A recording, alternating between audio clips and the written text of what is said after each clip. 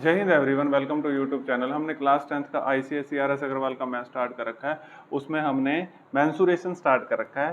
Chapter number 21 है। उसमें मैंने आपको 21A एक्सरसाइज, 21B एक्सरसाइज और 21C एक्सरसाइज के 25 क्वेश्चन तक करा दिए हैं। आज 26 से लेके 32 क्वेश्चन नंबर तक देखते हैं, करते हैं। तो उसके बाद आपका ये मेंसुरेशन वाला चैप्टर स्टार्ट हो जाएगा। और मैंने ट्रिग्नोमेट्री भी स्टार्ट कर रखा है आपका, ठीक है। कुछ स्टूडेंट्स ने कहा था कि ट्रिग्नोमेट्री स्टार्ट करो, तो ट्रिग्नोमेट्री वो भी आप साथ के साथ देख लेना, ठीक है। इसके बाद मैं आपको ट्रिग्नोमेट्री फिनिश करा दूंगा जल्दी से। बस ये आज इसकी लास्ट वीडियो है और बड़े ध्यान से देख लेना, ठीक है।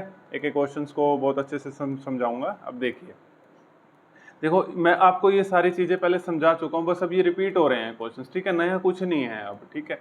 देखो क्वेश्चन पढ़ देता हूँ पहले। अ solid is in the shape of a hemisphere of radius 7 cm surmounted by a cone of height 4 cm. The solid is immersed completely in a cylindrical container filled with water to a certain height.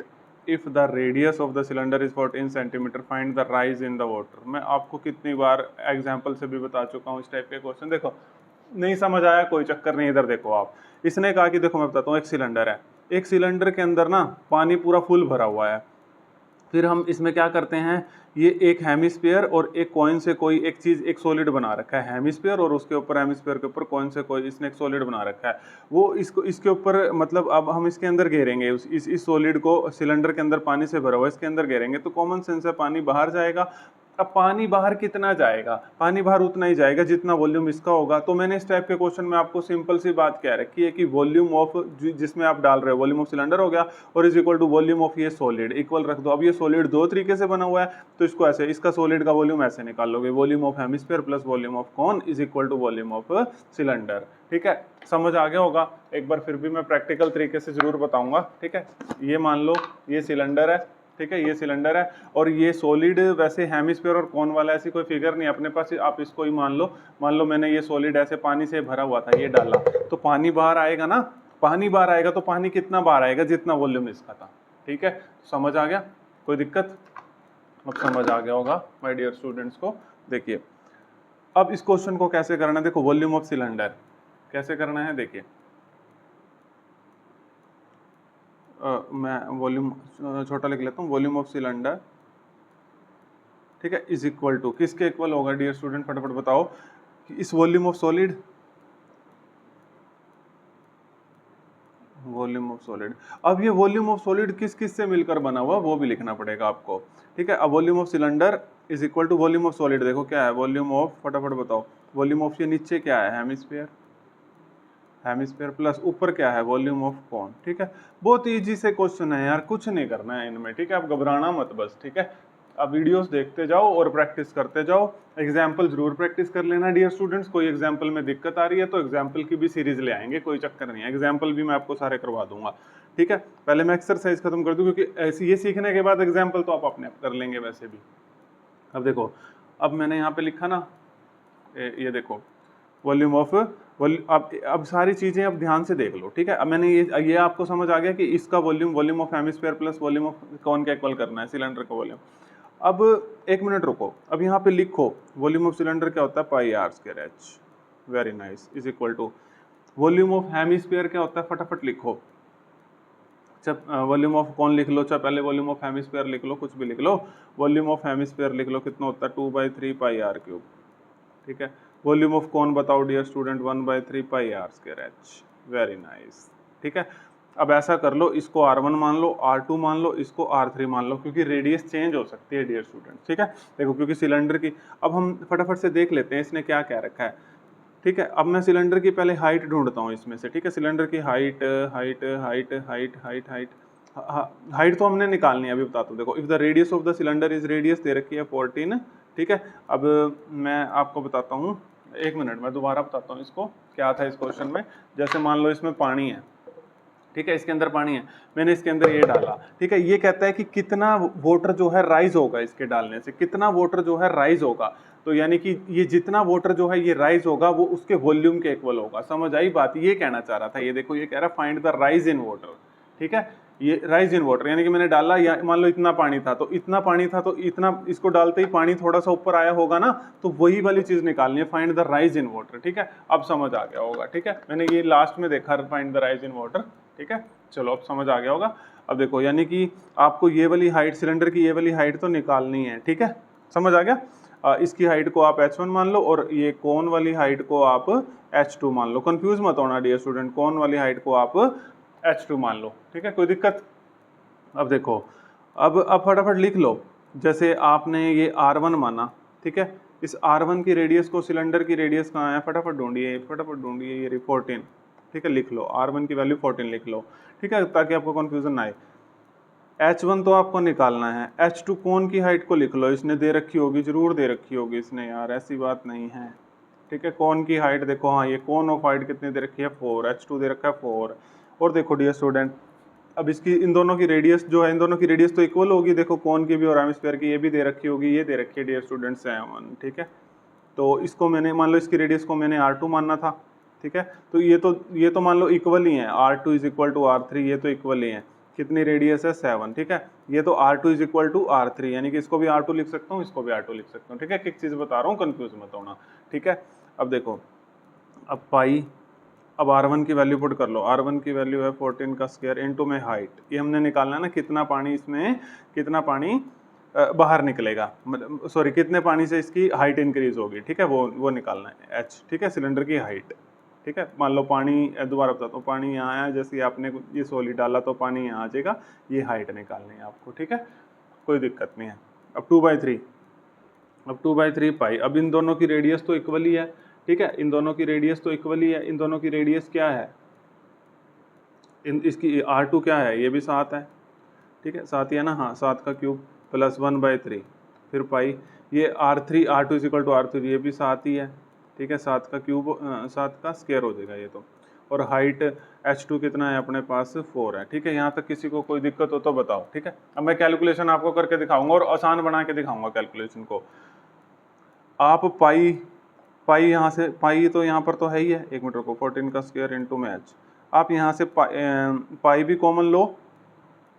ठीक है, यहाँ से आप पाई भी common लो और यहाँ से आप ये 7 का स्क्वायर भी कॉमन लो। ठीक है, वैसे तो आप रेडियस का स्क्वायर कॉमन ले सकते थे, प्लस अब यहाँ पर आपके पास बचेगा, ऐसा करो, ये 3 भी कॉमन लो बाहर।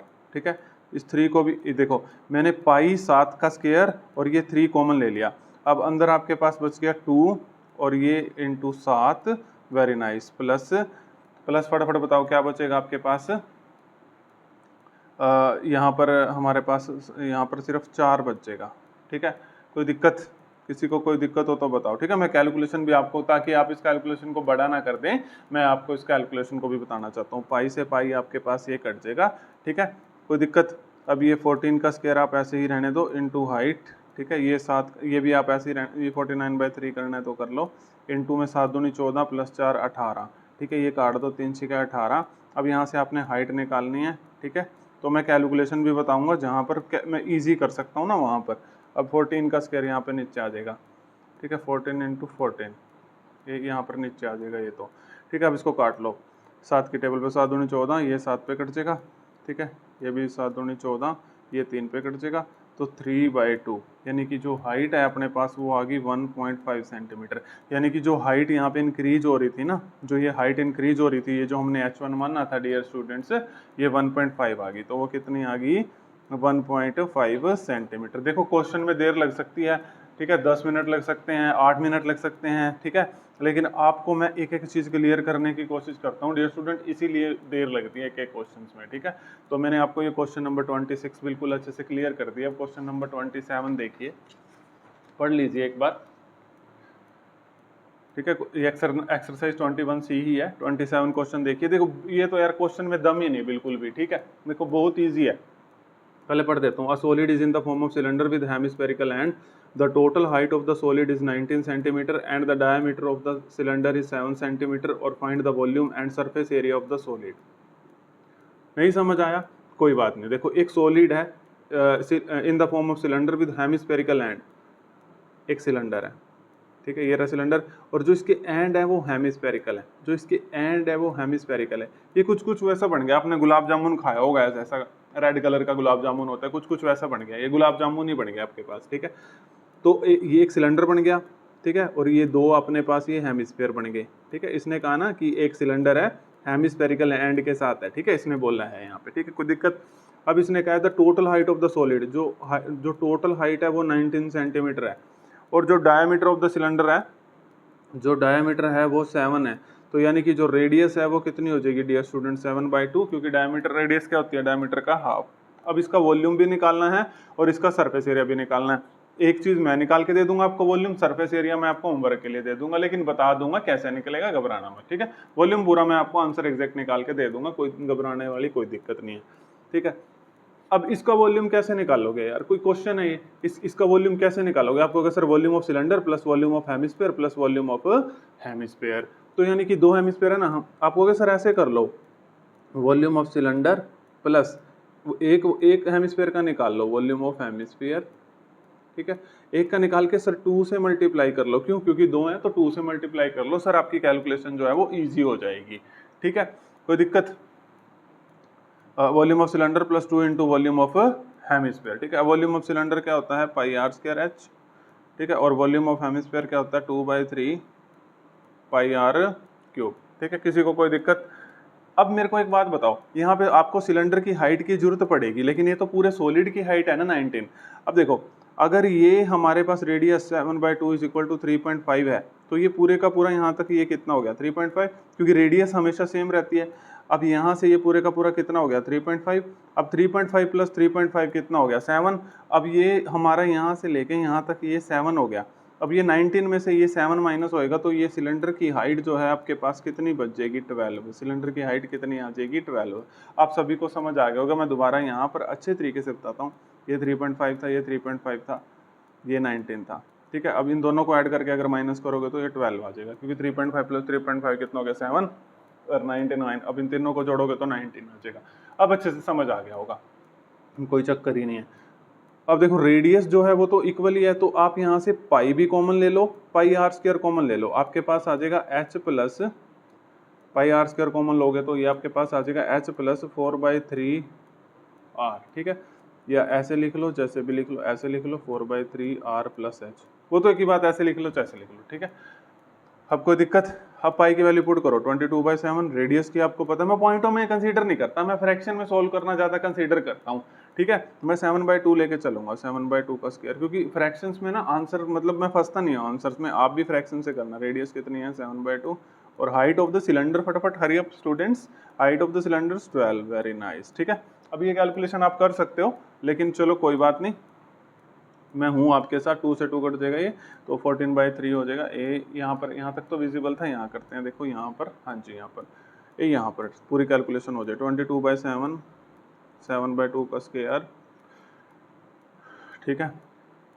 और अब यहाँ पर अपने पास आया था 14/3 प्लस 12, ठीक है, कोई दिक्कत? अब ऐसा करते हैं 22/7, रुक जाओ मैं पूरा सोल्व कर देता हूँ, कोई बात नहीं है, ठीक है। ये 3 LCM आ जाएगा 14, 12 ये कितना हो जाएगा, 36, ठीक है। ये 22/7 और ये 49/4 हो जाएगा, 7 का स्क्वायर 49 और 2 का स्क्वायर 4, और ये हो जाएगा 36 प्लस 50/3, ठीक है। लो जी, मैंने आपको पूरा सोल्व करके दे दिया। अब ये तो आप सोल्व कर लेंगे ना डियर स्टूडेंट्स, इसको तो उड़ा देंगे।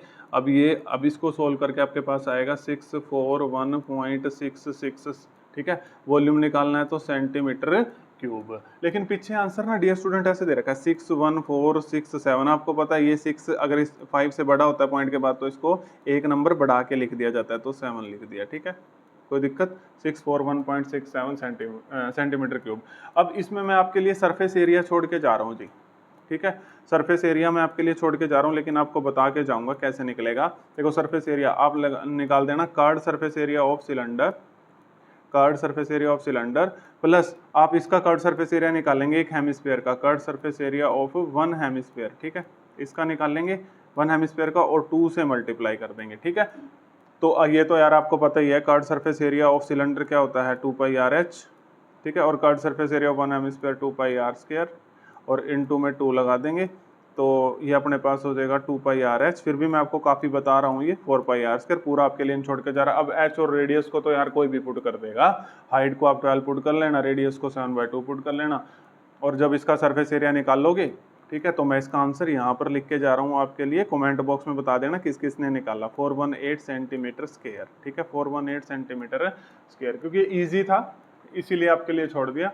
और अदरवाइज आपको पता है मैं कोई भी डिफिकल्ट क्वेश्चन आपके लिए नहीं छोड़ता और ना किसी कंसेप्ट में कंजूसी करता हूँ मैं, ठीक है। तो अब हमने 27 भी कर लिया है। 28 देखिए, ये देखो इतना बड़ा क्वेश्चन है, घबरा गए यार आप तो, है ना। अरे भाई कुछ भी नहीं है यार इस क्वेश्चन में, आप देखना एक बार, ठीक है। अब एक बार मैं पहले रीड कर देता हूँ, फिर मैं आपको समझाता हूँ। ये बहुत अच्छे से, कुछ भी नहीं है इस क्वेश्चन के अंदर, मैं बार बार बोल रहा हूँ, इसकी तो कैलकुलेशन में भी कुछ नहीं है, ठीक है। अब देखो, बस बड़ी लेंथ देख के कभी भी डरना नहीं है पेपर में। अब देखना, बड़े ध्यान से देखना। पहले मैं आपको क्वेश्चन पढ़ दूं या समझा दूं? पहले ये क्वेश्चन समझा देता हूँ, फिर ये मैं इसको पढ़ देता हूँ, ठीक है। क्वेश्चन में देखो क्या कह रहा है। क्वेश्चन में कह रहा है एक सिलेंडर है, एक सिलेंडर से हमें ऊपर से हमने एक कॉन स्कूप आउट कर लिया, मतलब बाहर निकाल लिया, और नीचे से भी हमने एक मिनट, इसमें कुछ गलती हो रही है, इस फिगर में कुछ गलती हो रही है डियर स्टूडेंट्स, क्योंकि एक कोन था और एक हेमिस्फीयर था। लेट मी चेक, ठीक है, क्योंकि इस क्वेश्चन की स्टेटमेंट, मतलब मैंने फिगर में गलत कर दिया फिगर। हाँ जी, ये देखिए, एक कोन स्कूप आउट हो रहा था और एक हेमिस्फीयर स्कूप आउट हो रहा है। मैंने पहले ही पता लग गया, क्योंकि बहुत बार करवा रखे हैं ना ये क्वेश्चन। तो देखो यहाँ से, एक मिनट इसको ठीक कर देते हैं, यहाँ से हेमिस्फीयर स्कूप आउट हो रहा है। लो, अब कोई दिक्कत नहीं है, ठीक है। मुझे देखते ही पता लग गया था कि यहाँ कुछ गड़बड़ी है, इसीलिए प्रैक्टिस करा करो आप भी अच्छे से। देखो एक सिलेंडर है, यहाँ से एक कोन निकाला जा रहा है और यहाँ से एक हेमिस्फीयर स्कूप आउट किया जा रहा है, ठीक है। तो इसका वॉल्यूम कैसे निकालोगे यार? ये पूछ रहा है volume of the remaining solid. यार कितना आसान क्वेश्चन पूछ रहा है। आप कहोगे sir ji volume of the cylinder में से हम माइनस कर देंगे वॉल्यूम ऑफ द कोन, फिर उसमें से हम माइनस कर देंगे वॉल्यूम ऑफ द हेमिस्फीयर। तो ये जो आपसे पूछ रहा है ना सर, ये जो पूछ रहा है, ये इसका जो वॉल्यूम है रिमेनिंग सॉलिड का, वो आ जाएगा सर आपके पास। और इसने यही बात यहाँ लिख रखी होगी यार, कोई बड़ी बात है ही नहीं। और आपको इसकी रेडियस दे रखी है 3, इसकी भी रेडियस दे रखी है 3, और इसकी हाइट दे रखी है 7, और इसको कोन की हाइट भी देनी पड़ेगी भाई। कोन की हाइट फटाफट, हाइट ऑफ द कोन ये 3 centimetre, height of the cone भी इसने 3 सेंटीमीटर दे रखा है। अब शायद मुझे क्वेश्चन पढ़ने की जरूरत नहीं है।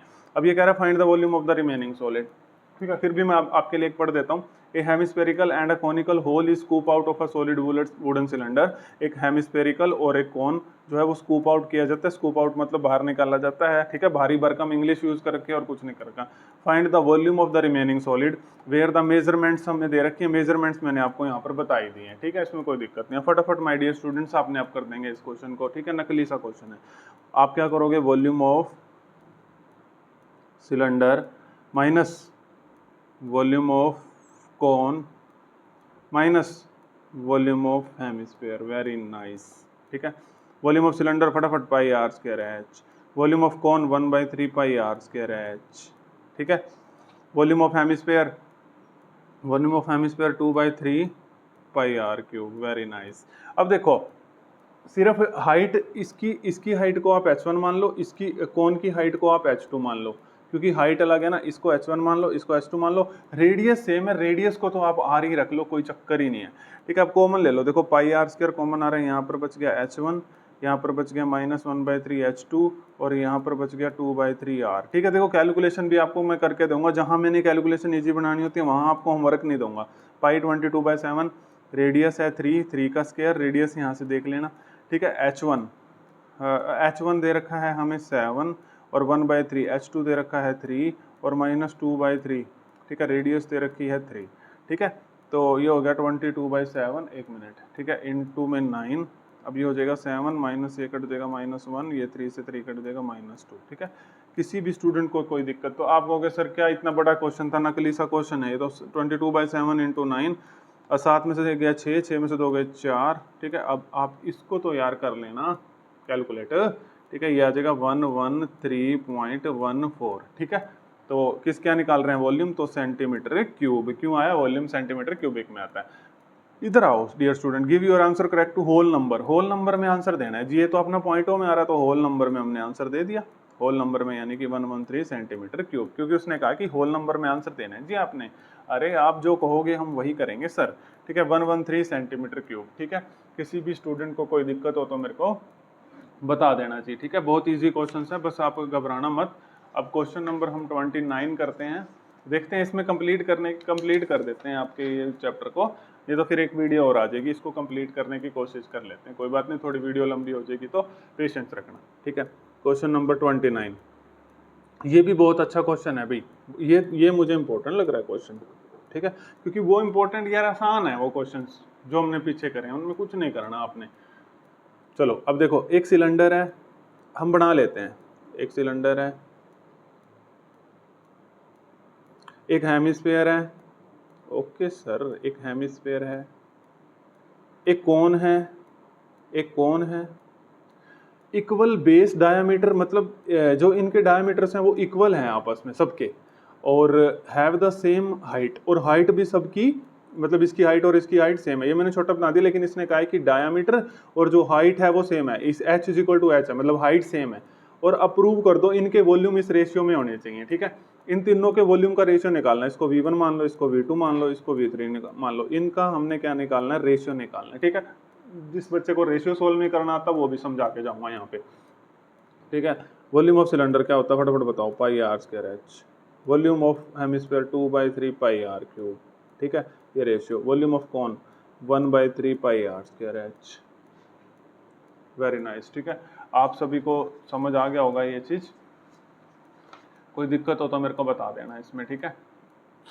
अब देखिए यहाँ तक किसी को कोई दिक्कत, अब देखो पाई तो कट ही जाएगा यार, पाई को तो नबेड़ो, ठीक है। और ये रेडियस भी कह रहा है, मतलब ये सेम डायमीटर है तो रेडियस भी अपनी सबकी क्या होगी, ठीक है। क्या हो जाएगी फटाफट बताओ जल्दी, हरी अप, इक्वल। तो ये आर स्क्वायर, यहाँ पर अपने पास आर रह जाएगा, ये आर स्क्वायर, तो यहाँ पर रह गया एच, यहाँ पर रह गया 2/3 आर, और यहाँ पर रह गया 1/3 और h, ठीक है। अब ये मैं रेडियस को भी हाइट लिख सकता हूँ, क्योंकि उसने कहा ना इक्वल है। देखो मैं आपको समझा भी देता हूँ एक बार, ये रेडियस है, ठीक है, इसने कहा। और ये देखो, ये एक बात देखो, ये इसकी हेमिस्फीयर की हाइट होगी, लेकिन हमें पता है ये हर जगह मतलब इसकी रेडियस इक्वल होती है, तो यहाँ पर देखो r is equal to h हो गया ना, तो इस r को भी मैं h रख सकता हूँ, 2/3 h रख सकता हूँ, ताकि ये मेरा इस रेशियो से कट आउट हो जाए, ठीक है। आपको सभी स्टूडेंट को समझ आ गया, s से h कट जाएगा। अब आपके पास आ गया 1 2/3 इज टू 1/3। अब इसका रेशियो जिस स्टूडेंट को नहीं निकालना आता वो भी समझा देता हूँ।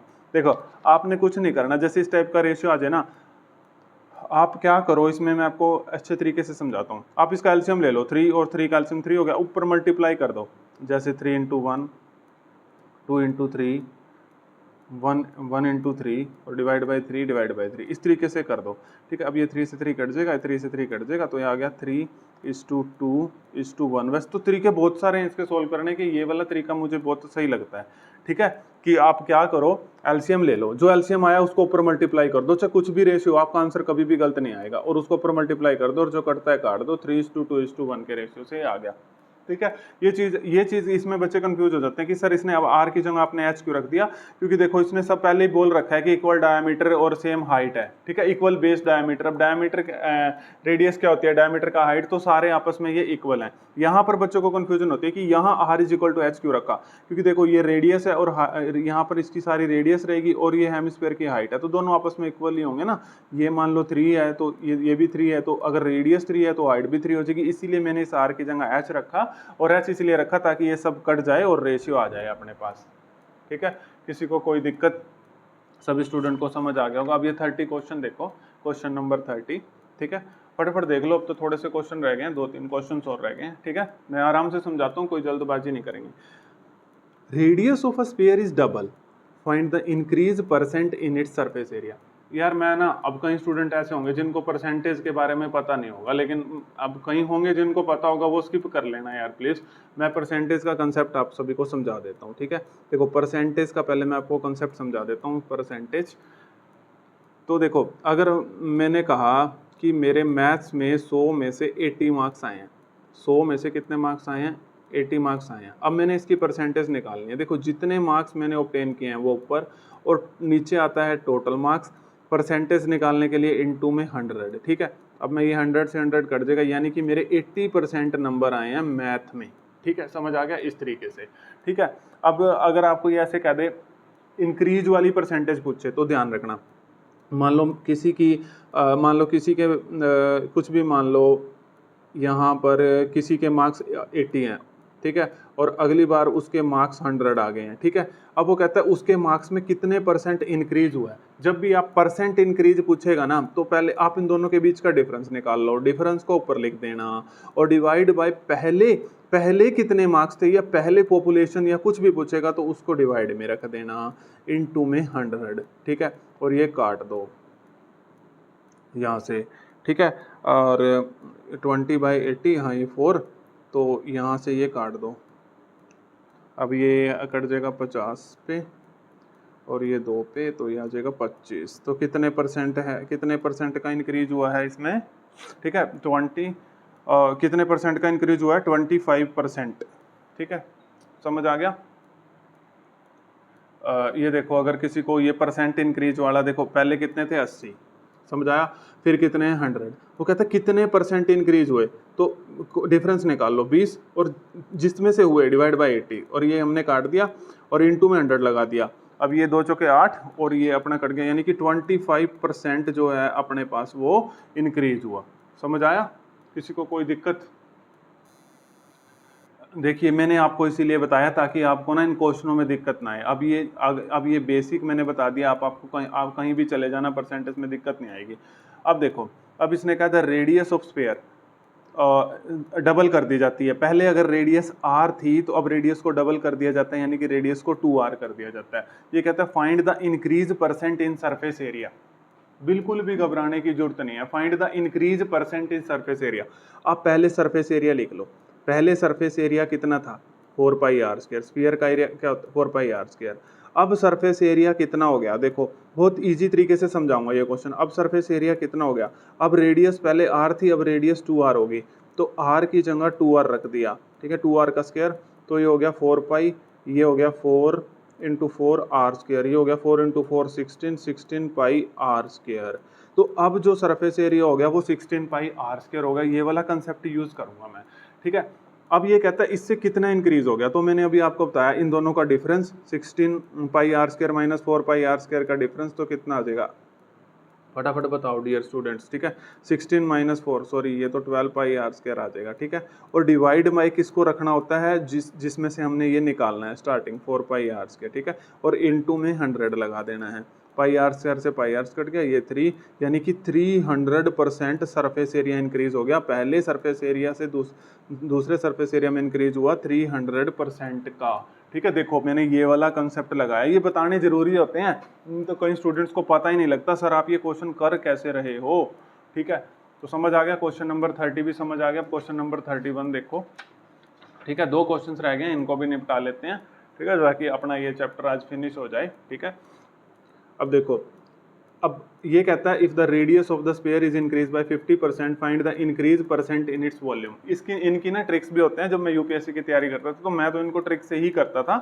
तो अब ऐसा है कि देखो आपको ट्रिक बताऊंगा ना इसमें, तो आपको एग्जामिनर नंबर नहीं देगा, क्योंकि आप सब्जेक्टिव पेपर देने जा रहे हैं, वो ऑब्जेक्टिव पेपर होता था। तो इसको तो यार मैं मतलब ऐसी ट्रिक मैं आपको बता सकता हूँ इस क्वेश्चन की कि आप ओरली कर देंगे, लेकिन देखना जब मैं इसको सब्जेक्टिव तरीके से करूंगा तो कितना लेंथ ही जाएगा ये क्वेश्चन। ठीक है, अगर आप कहते होंगे तो मेरे को कमेंट बॉक्स में बताना, मैं इसको आपकी ट्रिक भी बता दूंगा। ठीक है, तो अब देखो, if the radius of the sphere is increase by 50%, find the increase percentage in its volume. ठीक है, यानी कि वॉल्यूम में इंक्रीज परसेंट, कंसेप्ट यही वाला लगा लेना। ठीक है, ये इंक्रीज परसेंटेज वाला मैंने जो आपको कंसेप्ट बताया है। ठीक है, अब देखो, if the radius of the sphere is increase by 50, अगर रेडियस पहले r थी, 50% इंक्रीज का मतलब पता क्या होता है, 50% इंक्रीज का मतलब होता है आप 100 में ना उसको ऐड कर दो। 100 में जैसे 50% इंक्रीज करना है तो 150% हो गया, 60 करना है तो 160% हो गया। पहले रेडियस r थी, अब रेडियस 50% इंक्रीज होगी तो 150% होगी। ठीक है, अब परसेंट को कैसे निकालते हैं, परसेंट के नाम का डिवाइड बाय 100 आ गया, ये इससे 0 से 0 कट गया, ये 5 3 15, 5 2 10। तो अब जो आपके पास नई रेडियस होगी 3/2r होगी, पहले रेडियस कितनी थी, r थी। ठीक है, कोई दिक्कत। अब देखो, अब पहले वॉल्यूम था स्फीयर का वॉल्यूम 4/3πr³। अब स्फीयर का वॉल्यूम हो गया 4/3 पाई, अब नई रेडियस होगी 3/2r इसका क्यूब, ठीक है, 4/3 पाई, ठीक है, 3/2 हो गया, नहीं क्यूब निकालना है ना, तो 27/3 का क्यूब 27, 2 का क्यूब 8, ठीक है, तो ये इससे कट गया 2 और ये कट गया 9 से, और ये r का क्यूब भी तो लिखेंगे, r का क्यूब, तो ये आ गया अपने पास 9 पाई r का क्यूब, 9/2 पाई r क्यूब, ठीक है। किसी को कोई दिक्कत, 9/2 पाई r क्यूब। अब पहले इतना था, अब इतना था, इन मतलब इसको v1 मान लो, इसको v2 मान लो। अब इसका परसेंट इंक्रीज पूछ रहा है। अब मेरे स्टूडेंट इसको एक सेकंड में कर देंगे, इसको इसमें से माइनस करेंगे, 9/2 पाई r क्यूब माइनस 4/3 पाई r क्यूब, और नीचे किसको रखेंगे, कोई दिक्कत नहीं आएगी, जो पहले वाला वॉल्यूम है, ठीक है, और परसेंट निकालना है तो इनटू 100, ठीक है, क्योंकि मैं आपको कॉन्सेप्ट सिखा के आऊँ ना, तो आपको अब इन क्वेश्चनों में कोई भी परेशानी नहीं आ रही होगी। अब देखो पाई आर क्यूब को तो कैंसिल लेके काट दो यार, ठीक है, पाई आर क्यूब उधर से कैंसिल लेना, ये कट जाएगा, आपके पास सिर्फ बचेगा 9/2 माइनस 4/3, इससे डील करो यार बस, ठीक है।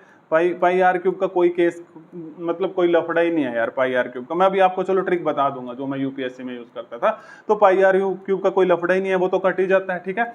तो ये चीज उस कंसेप्ट में यूज होएगी, तो पहले कंसेप्ट बताना आपको जरूरी था। अब इसको सोल्व कर लोगे क्या, चलो कर देते हैं यार, आप घबराना मत बस, ठीक है। 9/2 यहाँ से 2 और 3 मेरे वाले मेथड से कर लो, 2 3 द 6, ठीक है, 9 3 द 27 और 4 2 द 8, ठीक है, तो ये आ गया 21/6, और नीचे ये 4/3 इसका वेलकम कर रहा है, ठीक है, और ये यहाँ से कट जाएगा, तो ये अपने पास आ गया 21/8 इंटू 100, ठीक है, 21/8 इंटू, एक मिनट मैं कुछ गलत कर गया हूँ शायद,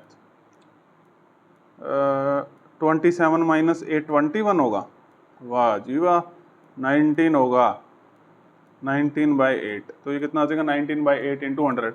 अब इसकी परसेंटेज माय डियर स्टूडेंट आप निकाल लेना यार, ठीक है, 237.5%, यानी कि कितने का वॉल्यूम इंक्रीज होगा, 237.5% का। चलो आ जाओ, मैं आपको यूपीएससी वाली ट्रिक सिखाता हूँ। अब आपको ये कंसेप्ट से बहुत अच्छे से समझ आ गया, ये यहाँ पर देख लेना, 27 माइनस 8 मैंने 21 लिख दिया था, सॉरी फॉर दैट, 27 माइनस 8 जो है 19 आएगा, तो यहाँ से 237.5% आ जाएगा। चलो आ जाओ, जब भी देखो, वो पिछले वाला क्वेश्चन भी इससे हो सकता है जो मैंने 30 करा है, अब देखो ये वाला परसेंटेज वाले क्वेश्चन को आप अगर एक नंबर में आया हुआ है ना, तो ये इतना बड़ा मत यूज करना। चलो देखो, ये कहता है 50% इंक्रीज हुआ, क्या रेडियस इंक्रीज हुआ है ना, सिर्फ हम रेडियस के साथ ही डील करेंगे यार, लेकिन ये वॉल्यूम परसेंट आप कहोगे सर ये तो वॉल्यूम पूछ रहा है, उस करेंगे डील, एक मिनट आप रुको, एक मिनट। अब देखो, आप पहले वॉल्यूम लिख लो, क्या होता है वॉल्यूम, होता है 4/3 पाई आर क्यूब। अगर किसी को ये ट्रिक ना भी समझ आए तो कोई बात नहीं, जिसको आ जाएगी तो बहुत अच्छी बात है, ठीक है, कंसेप्ट तो मैंने आपको सिखा दिया, लेकिन ये मैं आपको पूरी सिखाने की कोशिश करता हूँ, इसमें 5 मिनट लग जाए आज, कोई चक्कर नहीं है, आज तो सिखा के जाऊंगा। वॉल्यूम है 4/3 पाई आर क्यूब।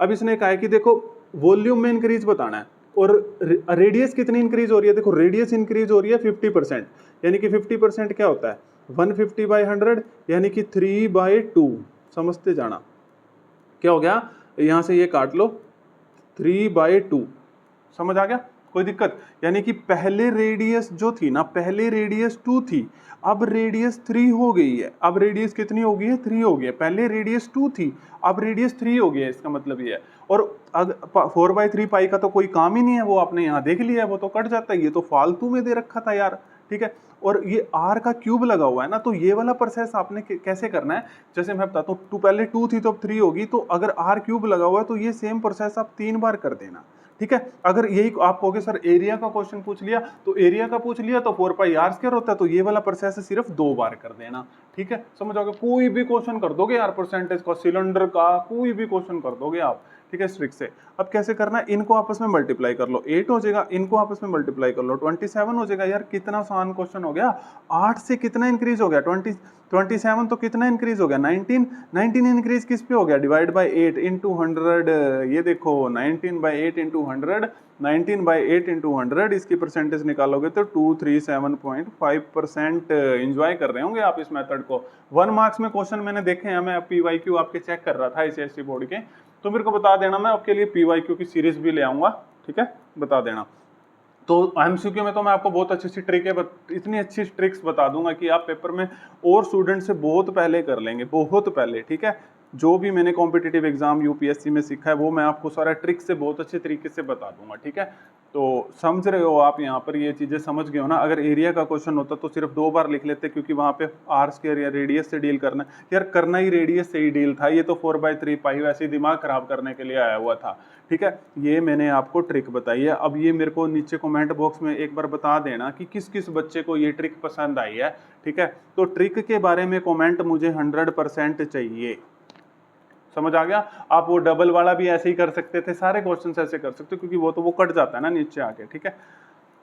तो कोई दिक्कत, परसेंटेज वाले क्वेश्चंस को हमेशा ऐसे ही कर लिया करो आप, ठीक है। 60% इंक्रीज हो रहा है तो 2 से कितना हो गया, 50% हो रहा है तो 2 से 360 ऐसे ही चेंज होता जाएगा, ठीक है। क्वेश्चन नंबर 32 ये भी इंपॉर्टेंट है एमसीक्यू के लिए, ठीक है। चलो देखो, अब ये भी कर सकते हैं। लास्ट क्वेश्चन है भाई, मेंसुरेशन खत्म कर लिया भाई हमने, ठीक है।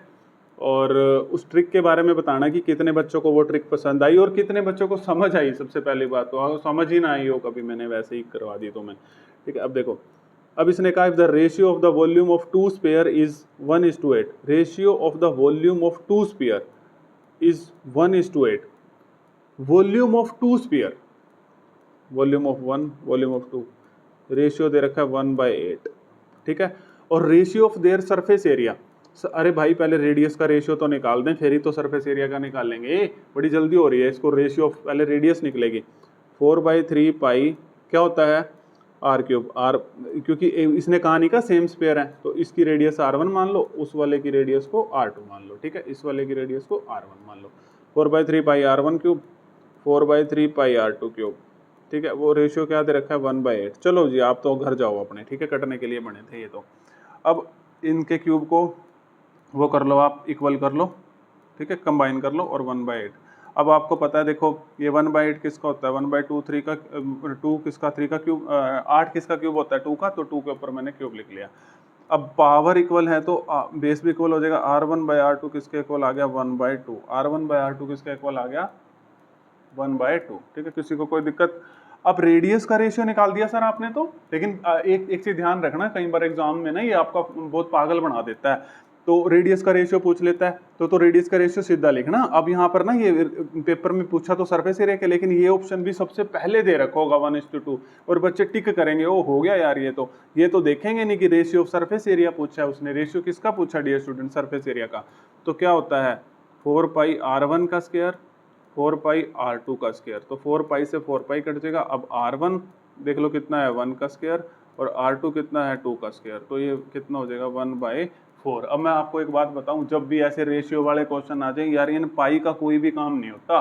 आप ना ओरली कर सकते हो इस क्वेश्चन को, ओरली, ठीक है। आप रेडियस से डील करो बस, क्योंकि ये पाई वाई तो कट जाता है। ये भी मैं आपको यहाँ ट्रिक बता के जा रहा हूँ, ठीक है। 1 मार्क्स में अगर आया हुआ है तो, अगर देखो सब्जेक्टिव आया हुआ है तो आप ऐसे ही करके आना, अदरवाइज आपको मार्क्स नहीं दिए जाएंगे। एक ये डिस्क्लेमर है आपके लिए। लेकिन मुझे लगता है ऐसे क्वेश्चन एमसीक्यू में मैंने देखे भी हैं और आते भी हैं, ठीक है। सीबीएसई बोर्ड में भी आते हैं और आईसीएसई बोर्ड में भी आते हैं, ठीक है। और ये एग्जामिनर के फेवरेट क्वेश्चन होते हैं। वो आपका यहाँ से कंसेप्ट चेक करना भी चाहता है कि बच्चा इतनी ट्रिक लगा पा रहा है कि 4/3 पाई तो कट ही जाता है यार, इसका तो कोई काम ही नहीं है, तो खाली रेडियस से ही डील कर लेते हैं यार, ठीक है। एग्जामिनर ये सोचता है कि बच्चे को पता भी है कि नहीं, बच्चा ढंग से पढ़ के भी आया है कि नहीं, बस ऐसे ही रट्टे मार के पेपर देने आ गया, ठीक है। तो लो जी, मेंसुरेशन हो गया जी खत्म, ठीक है। अब देखिए, अब मैंने ट्रिग्नोमेट्री स्टार्ट कर रखा है। अब वहाँ से आप ट्रिग्नोमेट्री देखना शुरू करिए। अब ट्रिग्नोमेट्री की वीडियो फटाफट मैं डालनी शुरू करता हूँ, ठीक है। तो अगर वीडियो पसंद आई है, अगर मेरे एफर्ट्स पसंद आ रहे हैं तो लाइक कर दो, शेयर कर दो, सब्सक्राइब कर दो। और जो सब्सक्राइब करो, आप सब्सक्राइब बहुत कम कर रहे हो, और लाइक आप शेयर भी नहीं कर रहे हो, ठीक है। वो काम भी करो। अपने तक ही नॉलेज को मत रखना, किसी और को भी ये नॉलेज दे दो, ठीक है। Thank you everyone.